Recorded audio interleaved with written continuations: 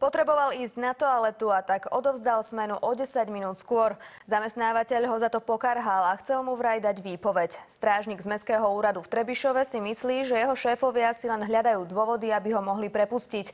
Títo ale považujú za nezmysel. Strážnikovi vraj nikto výpoveď nedával.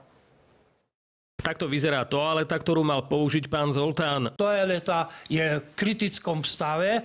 Tam automaticky potkaní na tom behajú. Na záchod šiel preto domov. Z práce odišiel o 10 minút skôr. Hneď na druhý deň ho v službe navštívili jeho nadriadení. Už mi priniesli takú výpoveď a žiadali ma, aby som to podpísal. Ja som to samozrejme automaticky odmietnul. Pán Zoltán stráži tieto podzemné parkoviská a tvrdí, že bez dozoru ich nenechal ani na minútu. Odozdával som kamarátovi, kolegovi, jakže to patrilo. Je presvedčený, že nadriadení ho úmyselne šikanujú. Vraj je to pomsta za to, že ich nahlásil na inšpektoráte práce.